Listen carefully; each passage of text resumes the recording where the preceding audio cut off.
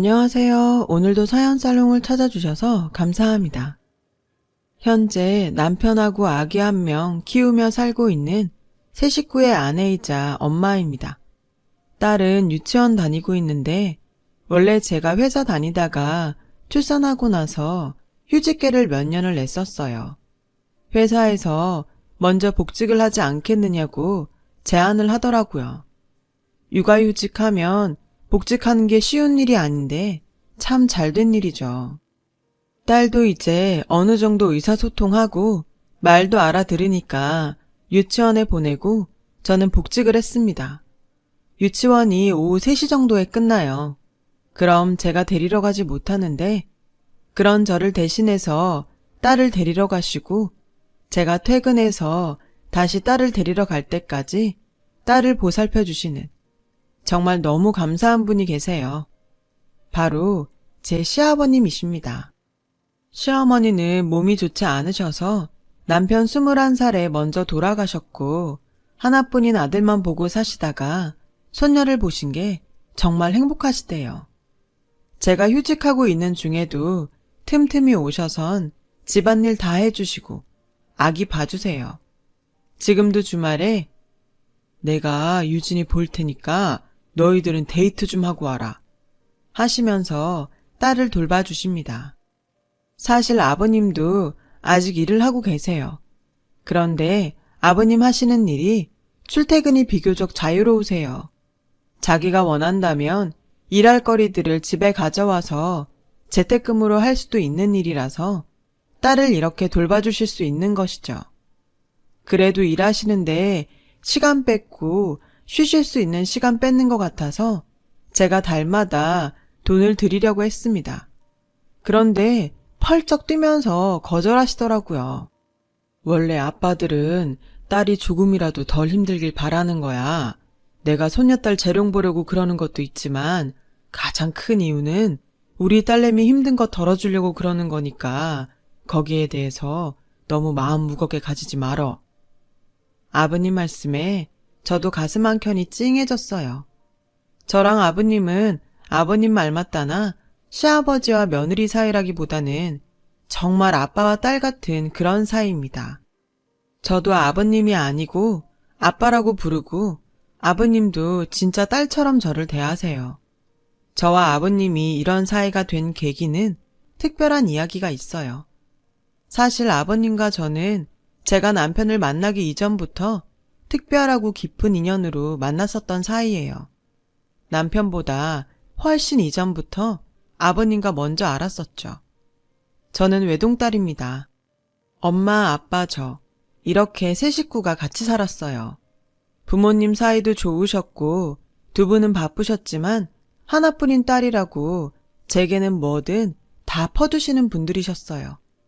주말에는 쉬는 시간 아끼셔서 절 데리고 나들이 가시고 잘못을 해도 부드럽게 타일러 주시는 그런 선한 분들이셨죠. 그러나 저희 가족에게 슬픔이 찾아왔어요. 바로 아빠가 암 진단을 받으신 거예요. 제가 초등학교 3학년이던 10살 때였어요. 아빠가 그 무렵에 배가 아프시다고 자주 말씀하셨습니다. 그런데 요즘 회식이 잦아서 그런가? 요즘 일이 많아서 스트레스 받으니까 소화불량이 오는가 보네 하시면서 그냥 대수롭지 않게 넘기시거나 가스활명수 한 병 드시는 걸로 끝냈습니다. 그게 화근이었어요. 그때 빨리 병원을 갔어야 하는 건데 말이죠. 아빠가 병원에 가시게 된 건 회사 화장실에서 쓰러지시고 난 후였어요. 회사 구내식당에서 점심 식사를 하셨는데 먹고 속이 좋지 않으셔서 화장실에서 개워내셨다고 해요.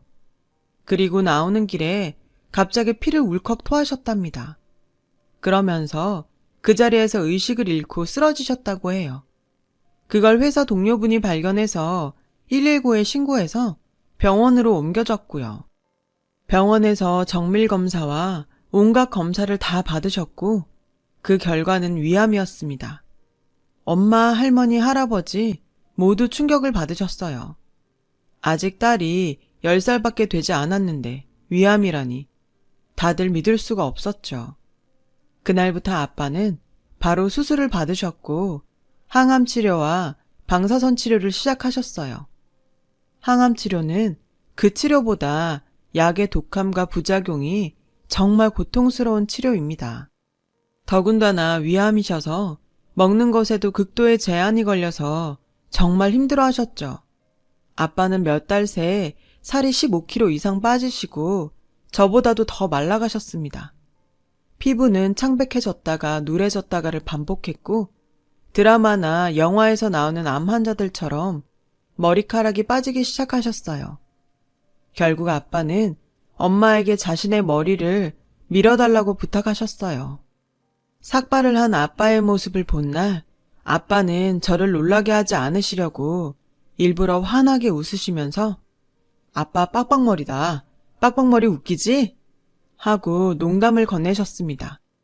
그러나 저는 아빠가 머리를 밀고 나자 우리 아빠가 정말 암에 걸렸구나 라는 게 실감이 나서 눈물이 났어요. 아빠는 당연히 회사에도 잘 못 가셨죠. 할 수 있을 때까지만이라도 일을 하시라고 하셨지만 투병 중에 어디 쉬운 일이었겠어요. 결국 엄마가 회사에서 근무 시간을 늘리셨습니다. 다행히 엄마 회사도 꽤 큰 회사라 엄마는 걱정 없이 열심히 일하신 대로 벌 수 있었어요. 병원비도 보험과 모아둔 돈으로 해결이 가능한 비용이었고 할머니, 할아버지도 도와주셨습니다. 주위에서는 그래도 아직 젊으니까 열심히 치료받으면 다 이겨낼 수 있어 라고 늘 위로했죠. 아빠는 정말 열심히 치료를 받으셨어요. 위를 반 이상 드러내는 끔찍한 수술과 독하디독한 항암 치료를 건디시면서도 늘 저를 챙기셨고 저를 사랑해 주셨던 우리 아빠였어요. 이미 중기를 넘어선 상태에서 발견이 되었기 때문에 의사들은 아빠가 얼마 버티지 못할 거라고들 말했어요. 하지만 아빠는 자신이 가진 모든 힘을 쏟아부어서 투병을 하셨죠. 모든 의료진이 놀랄 만큼 기적적으로 3년을 버티셨습니다. 제가 6학년이 될 때까지요. 하지만 그 해를 넘기지 못하셨어요. 제가 아빠에게 아빠, 내 졸업식 꼭 와야 돼. 초등학교 졸업식은 유치원하고 달라. 꼭 엄마랑 같이 와야 해. 라고 늘 신신당부했고 아빠는 갈게. 아빠가 사진 많이 찍어줄게. 라고 웃으며 대답하셨었어요. 그래서 아빠가 정말 그렇게 해줄 줄 알았죠. 제 졸업식을 한다라고도 2주 정도 남긴 때 아빠는 결국 힘든 투병을 끝내시고 하늘나라로 떠나셨어요. 제 졸업식에는 오지도 못하시고요. 중학교도 들어가기 전에 아빠를 잃은 저는 장례식장에서 정말 많이 울었어요. 오히려 엄마가 대범하게 장례식 전체를 지휘하셨어요. 엄마 속도 속이 아니었을 텐데. 화장할 때는 엄마도 못 참으시고 탈진할 때까지 우셨어요. 아빠는 그렇게 작은 항아리에 담겨서 낙골당에 안치되셨어요. 어린 나이에 그런 일이 생겼으니 저도 정말 힘들었죠. 엄마가 저를 일으키시려고 애쓰셨어요. 엄마도 젊은 나이에 남편을 잃고 어린 딸을 홀로 건사하셔야 할 처지가 되셨는데 어떻게 그렇게 슬픔을 누르셨는지 지금 생각해보면 정말 죄송하고 감사해요. 그러던 어느 날 밤에 일어났는데 엄마가 혼자 술을 드시고 계시는 거예요. 술을 못 하시는데 혼자 그러고 계셔서 많이 놀랐죠. 엄마는 저를 보시더니 제 손을 잡고 우시면서 민주야, 아빠 많이 보고 싶지? 엄마도 아빠가 너무 보고 싶어. 엄마도 정말 힘들어. 그런데 아빠는 우리가 행복하기를 바랄 거야. 민주 마음 아직도 너무 힘든 거 엄마가 알아. 엄마도 그러니까. 그래도 우리 같이 노력하고 같이 슬퍼하고 같이 그리워하자. 엄마 이제 혼자지만 민주 정말 잘 키울 수 있도록 노력할게. 이제 우리뿐이잖아.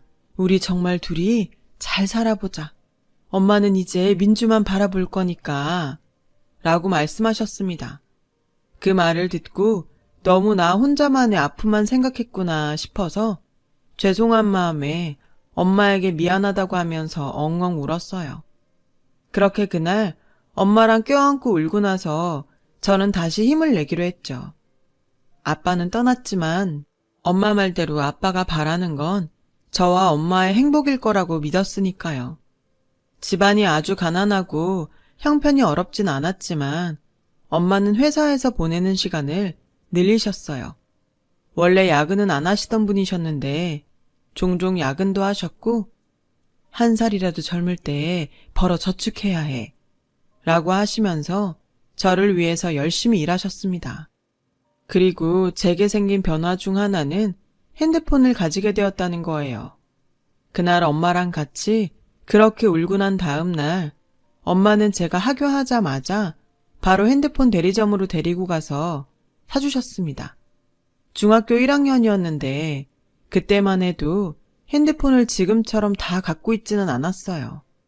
엄마는 이제 너 혼자 집에 있어야 할 때도 더 많을 거고 혹시 무슨 일 생기면 바로 엄마한테 전화해야 돼. 단축번호 1번에 저장해놔. 라고 하시며 사주셨어요. 핸드폰을 사고 나서 저는 아빠가 생전에 쓰시던 핸드폰 번호를 저장했어요. 아빠라고요. 핸드폰을 사기 전에는 아빠가 계셨었지만 나는 절대 우리 아빠한테 전화를 걸 일은 없겠지 라는 생각이 들어서 슬퍼지기도 했습니다. 그러던 어느 날이었어요. 중학교 1학년을 마치는 시점을 앞두고 있었죠. 겨울 방학식이 있던 날 저는 홀로 집으로 돌아왔어요. 곧 아빠의 첫 기일이 다가오고 있었고 아빠가 보고 싶고 더 힘든 마음에 핸드폰을 들고 아빠의 번호로 문자를 보냈어요. 답이 오지 않을 것임을 알면서도요. 아빠, 오늘 방학했어. 아빠는 잘 있어? 하늘에서 잘 보고 있는 거지? 나 개근상도 탔고 이제 2학년 올라가면 더 잘할 거야. 엄마도 잘 챙길 거고. 아빠 많이 보고 싶고 정말 사랑해. 그렇게 문자를 보내고 1시간이 조금 넘었을까? 정말 지금 생각해도 소름이 돋는 일이 일어났습니다. 바로 아빠에게서 답장이 온 거예요. 우리 딸 개근상 탔어? 대단하네. 다른 상보다 개근상이 훨씬 대단한 거야. 아빠도 우리 딸 옆에서 축하해주고 싶고 많이 보러 가고 싶다. 그래도 언제나 아빠가 옆에 있다는 거 잊지 말고 사랑한다 내 딸. 정말 핸드폰에 귀신이라도 붙은 줄 알았습니다. 놀라서 손까지 떨었어요. 아빠는 분명 돌아가셨고 화장하는 것까지 제 눈으로 똑똑히 보았었는데 이건 말이 안 되는 일이었어요. 시간이 조금씩 흐르고 나서 어떻게 된 일인지 조금씩 파악이 되기 시작했어요. 누군가가 아빠 번호를 다시 사용하기 시작한 것이겠죠. 그런데 궁금해졌어요. 왜 낯선 문자를 보고도 아빠인 척 이렇게 답을 해준 것인지요. 그런데 사실 그런 궁금증은 아무런 상관이 없었어요. 아니라는 걸 알면서도 순간적으로 그 답장을 보고 정말 아빠가 보내준 것 같은 기분에 설레고 두근거렸었거든요. 그냥 마음속으로는 정말로 아빠가 하늘나라에서 보내준 답장이라고 믿고 싶었던 것인지도 모르겠어요. 그때부터 아무에게도, 심지어 엄마에게도 말하지 않은 저만의 비밀 문자는 그렇게 시작되었어요. 그 후로부터 일주일 정도 후에 혹시나 하는 마음으로 다시 아빠에게 문자를 보내보았습니다. 아빠, 나 방학 숙제하기 너무 힘들어. 라고요. 그러자 답장으로 그랬어 우리 딸 숙제하기 힘들겠다. 그래도 힘내. 아빠가 응원하고 있으니까. 화이팅! 이라고 왔어요. 그 문자를 보면서 눈물도 흘렸지만 정말 행복했습니다. 그래서 힘든 일 있을 때, 행복한 일 있을 때, 아니면 그냥 일상 속에서라도 문자를 보냈어요. 아빠에게. 아니, 아빠가 되어주시는 그 누군가에게요. 그럼 언제나 늘 따뜻한 답장이 날아왔어요. 아빠, 나 오늘 고등학교 원서 접수했어. 아빠, 오늘 나 생일이라고 엄마가 초콜릿 케이크 사왔어. 아빠, 엄마 회사에서 프로젝트 잘했다고 돈 더 받았대. 등등 정말 아빠에게 얘기하는 것처럼요. 언제나 따뜻하고 다정한 문자가 날아왔습니다. 문자는 해가 바뀌어도 제가 고등학교를 가서도 몇 년 동안 계속되었어요. 심지어 첫 해가 지나고 그 다음 해에는 제 생일날에 그 번호로 먼저 우리 딸 생일 축하해. 아빠가 너무 사랑해. 라고 문자가 왔어요. 그 문자를 보고 정말 너무 행복했습니다. 그렇게 아빠와 문자를 주고받으면서 마음의 상처도 힘든 것도 점점 덜해졌고요. 대학에 합격했을 때도 축하 문자를 받았고 대학 생활을 하면서도 힘든 일이 생기면 무조건 아빠와 문자도 주고받았어요. 그리고 저는 대학교 4학년이 되어서 남자친구를 사귀게 되었어요. 제가 봉사 동아리를 했었거든요. 미술계통 전공인지라 병원에 가서 중병에 걸리신 환자분들께 그림을 가르쳐드리는 봉사활동이었어요. 그곳에서 만난 사람이었습니다. 저보다 연상이었고 소아암 환자들을 위한 옷을 만들어주는 봉사를 하는 기업에서 일하는 직원이었죠.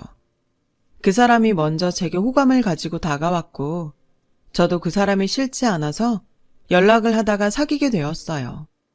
연애를 하면서도 같이 병원으로 계속 봉사활동을 다녔어요. 저는 대학을 졸업하고 나서 직장에 취직을 하게 되었죠. 주말이나 휴일에 틈틈이 시간을 내서 혼자 혹은 남자친구와 같이 병원으로 봉사활동을 갔었어요. 특히 암에 걸리신 어르신분들이 말동무가 되어드리는 것이 좋았어요. 애초에 제가 환자분들 봉사활동을 시작한 것도 암으로 돌아가신 저희 아빠 생각이 나서였거든요.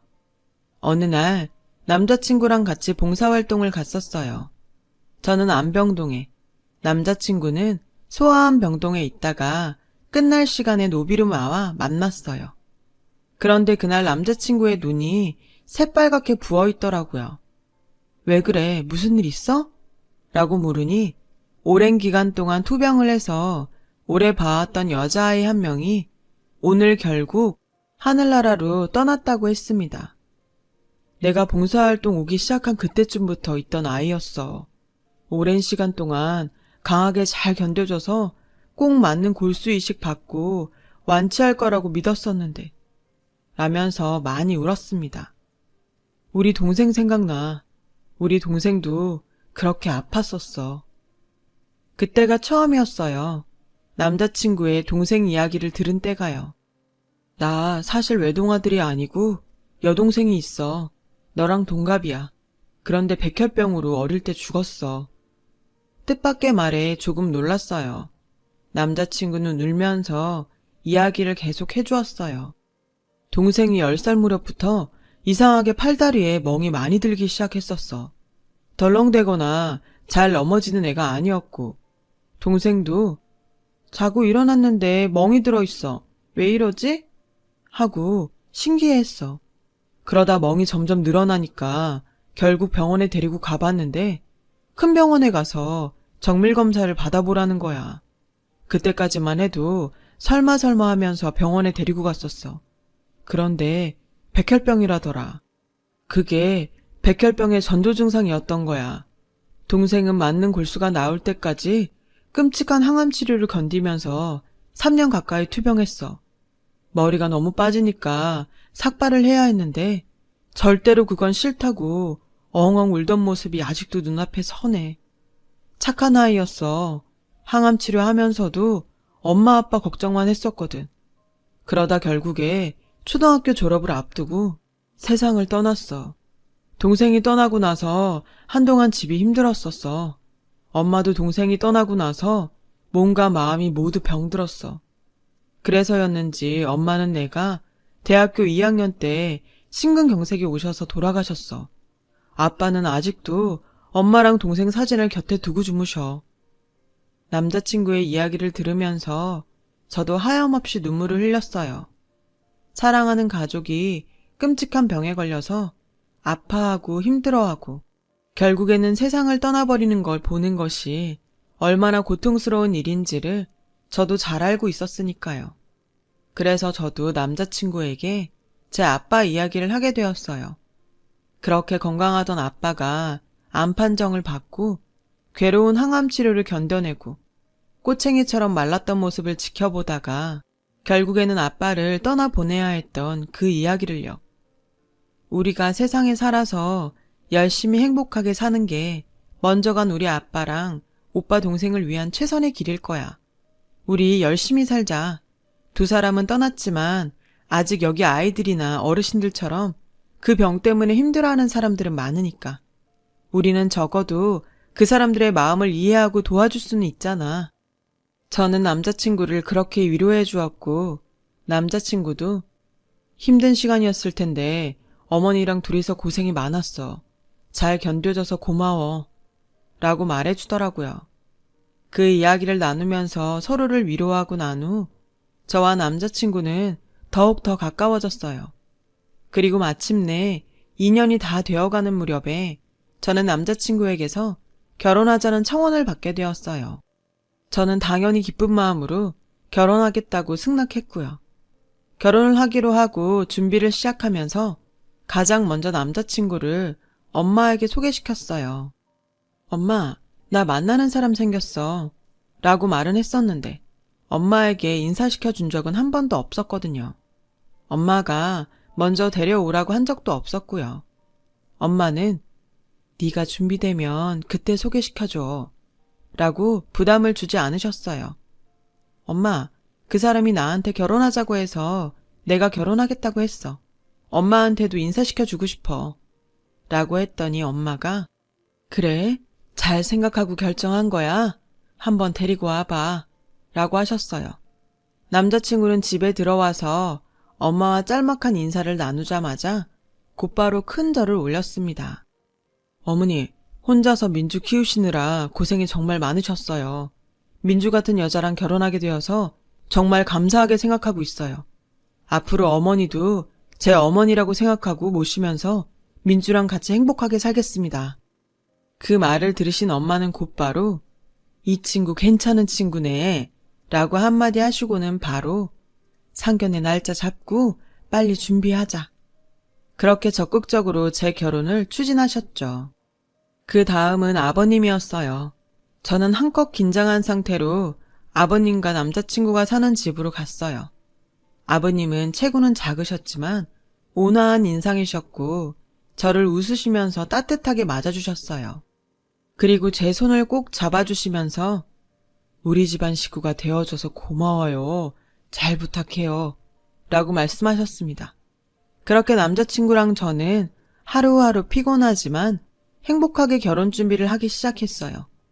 각자 외동인 상황이었고 양가 부모님도 한 분씩밖에 없었기 때문에 예단비조차 많이 생략되었습니다. 그래서 그 돈은 모아뒀다가 엄마랑 아버님, 여행이나 한번 보내드리자고 말을 했었고요. 그렇게 결혼 준비를 하나하나 하던 중 청첩장을 받게 되었어요. 주위 친구들과 지인들에게 청첩장을 돌리다 문득 그런 생각이 들었습니다. 지금까지 얼굴 한번 보지 못했지만 늘 저에게 아빠의 마음을 알려주었던 그분이 생각이 난 것이죠. 그분께도 결혼한다는 소식을 알려드리고 가능하다면 결혼식에도 초대를 하고 싶었어요. 직접 얼굴을 뵙고 정말 감사합니다. 덕분에 제가 힘든 시절을 잘 넘길 수 있었어요. 그렇게 감사 인사를 전하고 싶었죠. 그래서 문자를 보냈습니다. 아빠, 나 결혼해요. 그래서 아빠가 결혼식에 와줬으면 해서요. 청첩장을 드리고 싶은데 혹시 만나뵐 수 있을까요? 라고요. 답장을 기다리는 동안 정말 너무너무 떨렸어요. 그리고 마침내 답장이 왔습니다. 우리 딸이 결혼해? 정말 축하해. 좋은 사람한테 가는 거지? 아빠도 너무 궁금하네.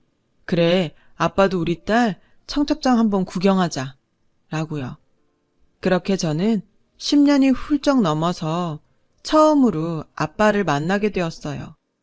약속 장소인 카페로 가는데 정말 너무너무 떨렸어요. 조심스럽게 카페 문을 열고 들어가 주위를 둘러보면서 아빠를 찾았어요.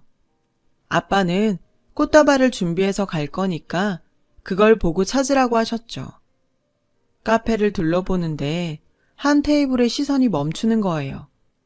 구석진 곳에 있는 테이블이었는데 위에 작은 꽃다발이 놓여 있었고 의자에는 정말 저희 아빠와 비슷한 나이대로 보이는 아저씨가 한 분 앉아 계셨어요.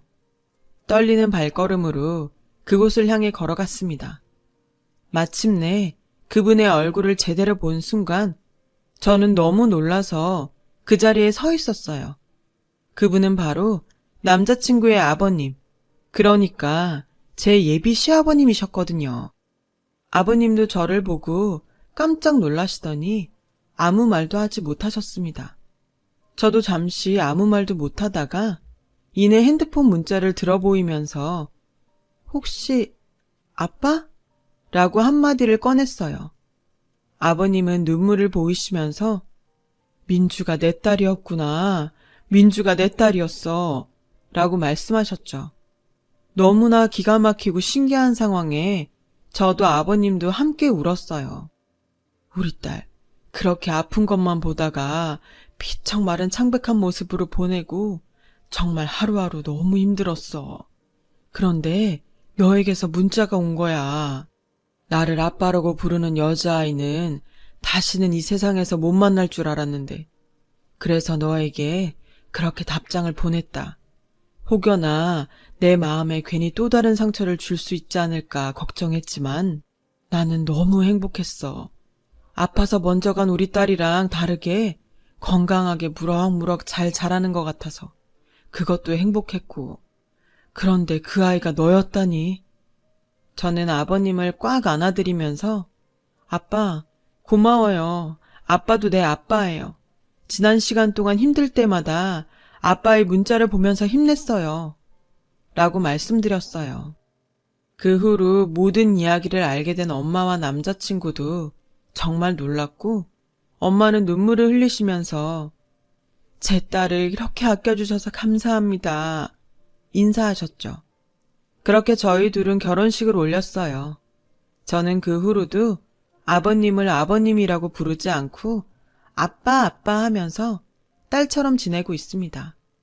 아버님도 그쪽을 훨씬 더 좋아하시고요. 하늘에 계신 아빠가 보내주신 최고의 선물인 것 같아요. 나중에 정말 다음 세상에 있다면 우리 아빠, 저 그리고 우리 두 번째 아빠까지 다 함께 만나서 서로 인사하고 즐겁게 웃으면서 놀고 싶네요. 앞으로 남편이랑 둘이 부모님께 효도하면서 행복하게 잘 살겠습니다. 제 이야기를 들어주셔서 감사합니다. 여러분, 사연 댓글에 응원과 현명한 조언 부탁드려요. 좋아요와 구독은 저에게 큰 힘이 됩니다. 오늘도 좋은 일 가득하세요.